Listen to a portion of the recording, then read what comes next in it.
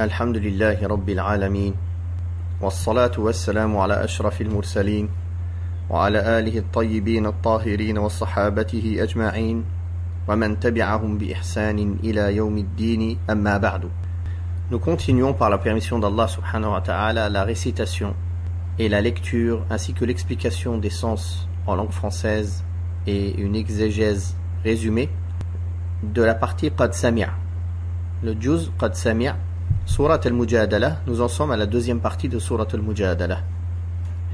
أعوذ بالله السميع العليم من الشيطان الرجيم يا أيها الذين آمنوا إذا ناجيتم الرسول فقدموا بين يدي نجواكم صدقة ذلك خير لكم وأطهر فإن لم تجدوا فإن الله غفور رحيم أأشفقتم أن تقدموا بين يدي نجواكم صدقات فإذ لم تفعلوا وتاب الله عليكم فأقيموا الصلاة وآتوا الزكاة وأطيعوا الله ورسوله والله خبير بما تعملون. Dans le sens des versets 12 et 13, Allah subhanahu wa ta'ala dit: Ô vous qui avez cru, lorsque vous voulez obtenir un entretien privé avec le messager, faites précéder votre entretien d'une aumône. Cela sera meilleur pour votre récompense et plus à même de vous purifier de tout péché. Mais si vous n'en trouvez pas les moyens, Allah est pardonneur et miséricordieux. Dans le verset 13, craignez-vous de vous appauvrir en faisant précéder d'aumône votre entretien, puisque vous ne l'avez pas fait, mais qu'Allah vous a pardonné, observez la prière, acquittez la zakat et obéissez à Allah et à son messager. Allah connaît parfaitement vos agissements. Allah subhanahu wa ta'ala ordonne aux croyants de donner une aumône avant d'obtenir un entretien confidentiel en aparté avec le prophète sallallahu alayhi wa sallam, comme règle de bienséance pour eux et comme respect et considération pour le prophète sallallahu alayhi wa sallam. Car ce respect est un bienfait et une purification pour les croyants.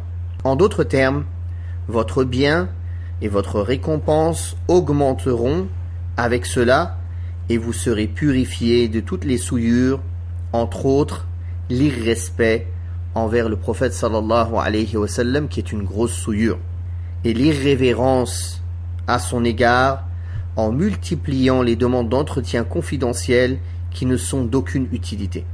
Aussi, en ordonnant cette aumône avant tout entretien confidentiel, cela devient un critère pour eux qui sont soucieux d'acquérir le bien et la science et qu'aucune aumône ne peut décourager. Quant à ceux qui n'ont aucun souci d'obtenir le bien, mais dont le seul but est de faire dans les palabres, cette aumône est de nature à les décourager à faire ce qui met le prophète sallallahu alayhi wa sallam dans la gêne. Cela pour ceux qui peuvent donner une aumône. Pour ceux qui ne peuvent pas donner cette aumône, Allah ne leur tient pas rigueur, mais leur pardonne et leur permet d'avoir des entretiens confidentiels sans donner d'aumône dont ils sont incapables de s'acquitter. Ensuite, après avoir vu la compassion des croyants et la difficulté des aumônes que cela constitue pour eux, à chaque entretien confidentiel, Allah subhanahu wa ta'ala allégea leurs difficultés et leur facilita les choses en ne leur tenant pas rigueur pour leur incapacité à donner des aumônes avant d'avoir un entretien confidentiel. Cependant, le respect et la vénération dus au prophète sallallahu alayhi wa sallam ne furent pas abrogés, car cette règle entre dans le cadre de ce qui est permis pour autrui et non pour soi seulement. La finalité de cela est le respect qui est dû au prophète sallallahu alayhi wa sallam et la vénération à laquelle il a droit.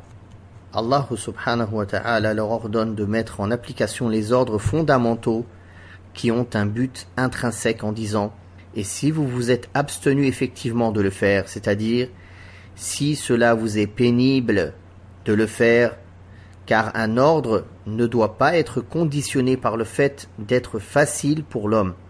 C'est pour cela qu'il l'a conditionné par cette parole, après avoir obtenu le pardon d'Allah, c'est-à-dire qu'il vous a pardonné cela. Du moins, accomplissez la prière avec ses piliers, ses obligations, ses conditions, ses règles, et toutes ses implications, acquitter la zakat prescrite sur vos biens, en la donnant à ceux qui la méritent. Ces deux actes cultuels sont parmi les plus importants actes cultuels physiques et financiers. Celui qui s'en acquitte de façon correcte se sera acquitté des droits d'Allah et de ceux de ses serviteurs. C'est pour cela qu'il a dit subhanahu wa ta'ala après cela dans le sens « Et obéissez à Allah et à son messager ». C'est là le plus global des ordres. Y entre aussi l'obéissance à Allah et au messager sallallahu alayhi wa sallam, en appliquant leurs ordres et en évitant leurs interdits, en ajoutant foi à ce qu'ils ont apporté comme information et en évitant de transgresser les limites qu'Allah subhanahu wa ta'ala a imposées. Ce qui compte surtout ici, c'est la sincérité et la bienfaisance. C'est pour cela qu'il a dit subhanahu wa ta'ala dans le sens « Allah est parfaitement informé de ce que vous faites. Allah connaît leurs œuvres et de quelle façon elles ont été accomplies.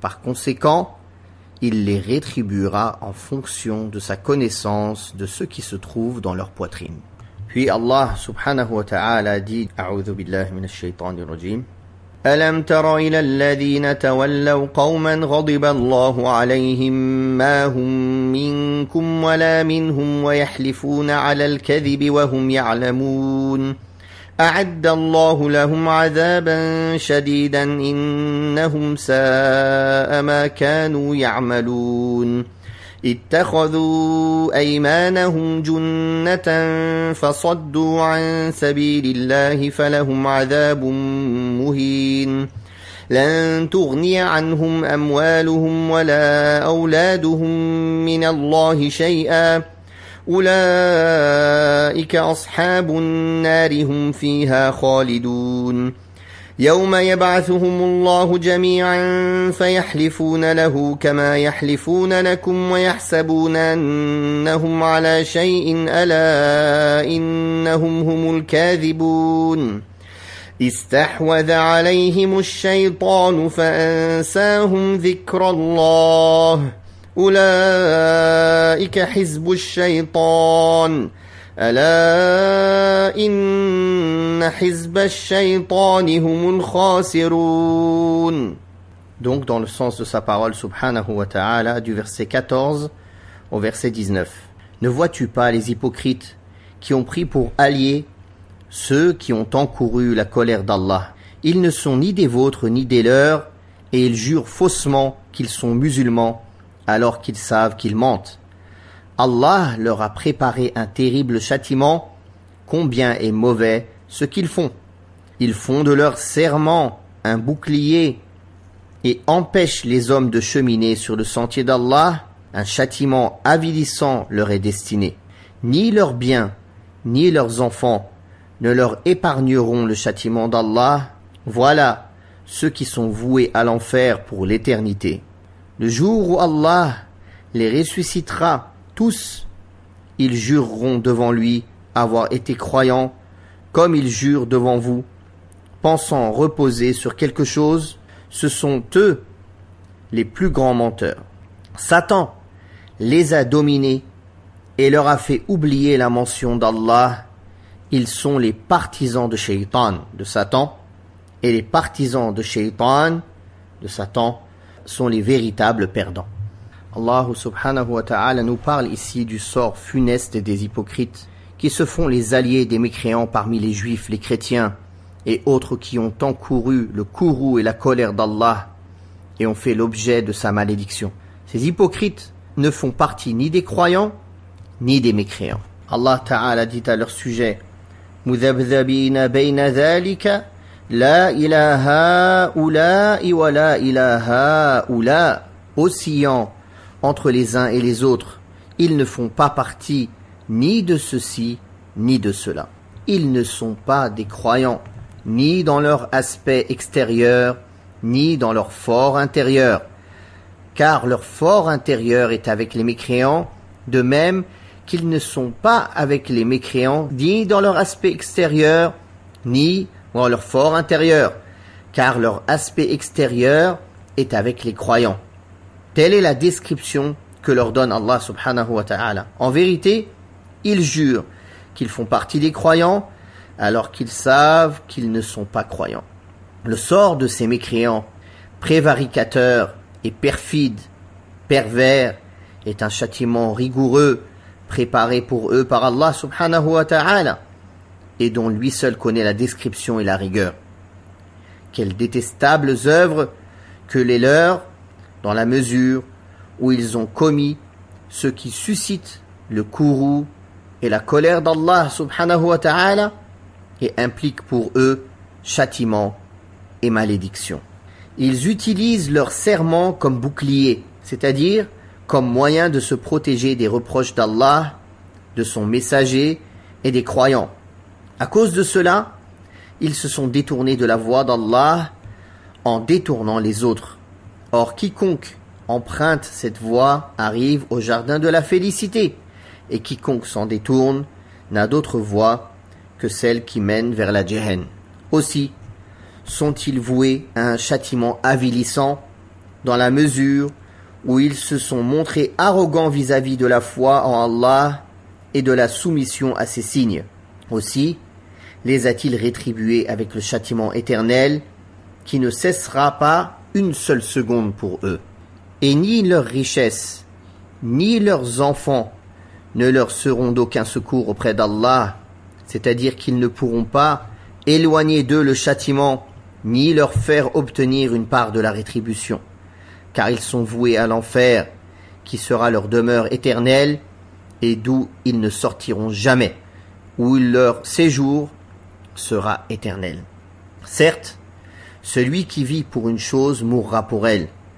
Ainsi, de même que les hypocrites trompent les croyants en ce bas monde en leur jurant qu'ils sont des croyants, le jour où Allah les ressuscitera tous, ils jureront à Allah comme ils juraient aux croyants, en pensant s'attacher vraiment à quelque chose.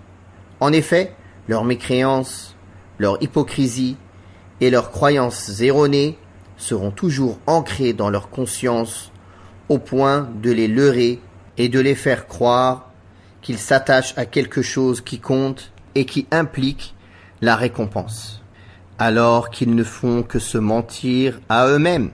Il est clair que le mensonge n'a pas cours aux yeux du connaisseur de l'invisible et du visible. Tout ce qui leur arrive a pour cause Shaitan, Satan, qui les a mis sous sa férule, leur a embelli leurs œuvres et leur a fait oublier le souvenir d'Allah. Or, Shaitan, Satan, est l'ennemi déclaré qui ne leur veut que leur mal. Il invite ses partisans à faire partie des réprouvés de l'enfer. Ce sont ceux-là les partisans de Shaitan, de Satan.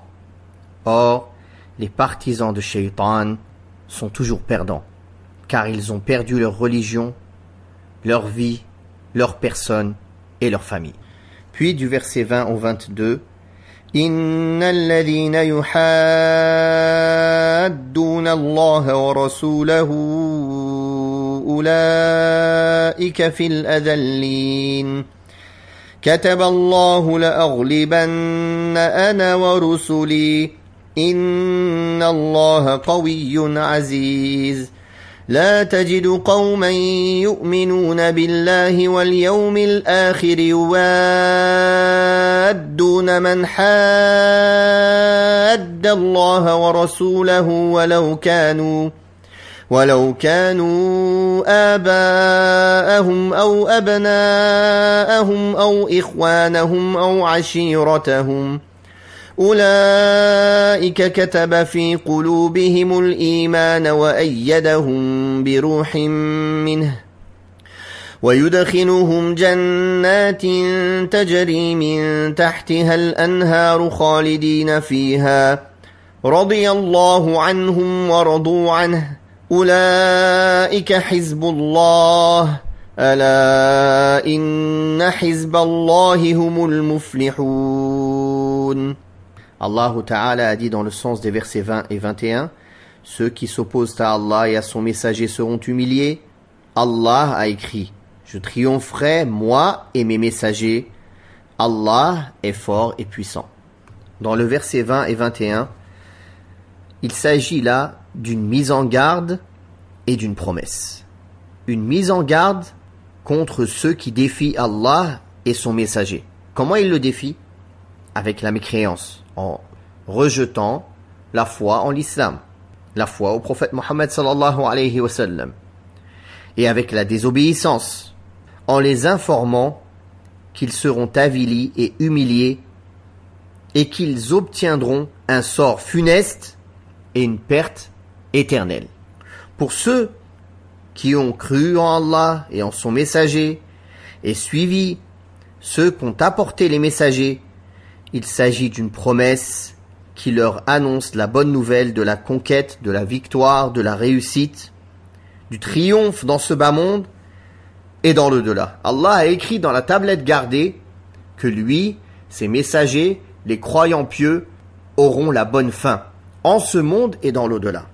Cette promesse ne saurait être contredite ou reniée, car elle émane du véridique, du fort et du tout-puissant, à qui rien n'est impossible subhanahu wa ta'ala. Dans le dernier verset, le verset 22 que nous avons récité tout à l'heure, Allah ta'ala dit dans le sens de sa parole: tu ne verras jamais ceux qui croient réellement à Allah et au jour dernier affectionner ceux qui s'opposent à Allah et à son messager, fussent-ils leur père, leur fils, leurs frères ou des membres de leur clan. Voilà ceux dans le cœur desquels il a établi la foi et qu'il a fortifié par un secours émanant de lui. Il les fera entrer pour l'éternité dans des jardins sous lesquels coulent des rivières.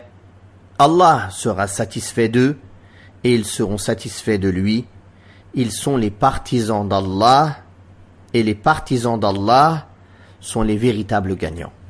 Ce verset prouve que l'homme ne peut être un vrai croyant en Allah et au jour dernier sans œuvrer selon les implications de la foi, à savoir aimer pour Allah l'amour de ceux qui ont la foi et l'alliance avec eux et l'animosité de ceux qui renient la foi, même s'il s'agit de la personne la plus proche de lui.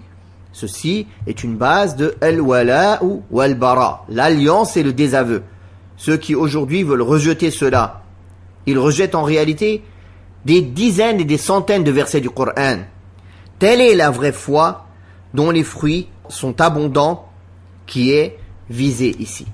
Ce sont de telles personnes dont Allah a semé et ancré la foi dans les cœurs, de telle façon qu'ils ne vacillent pas, ni ne se laissent influencer par les doutes et les équivoques. Ce sont ceux qu'Allah a fortifiés par un esprit venant de lui, c'est-à-dire sa révélation, son assistance divine et sa bienfaisance.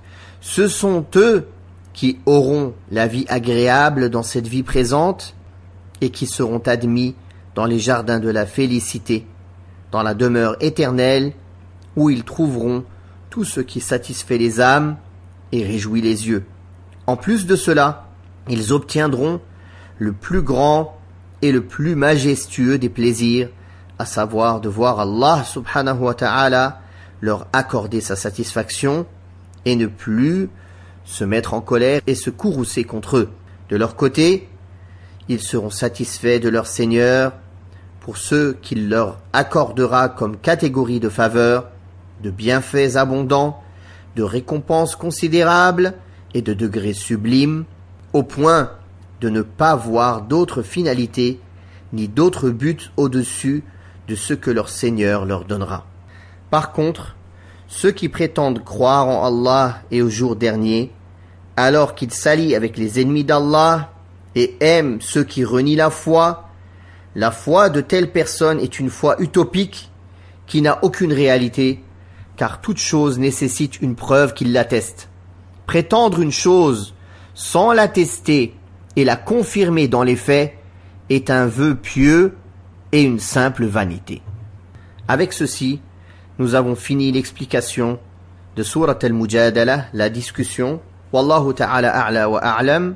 Wa sallallahu ala Muhammadin wa ala alihi wa sahbihi وسلم.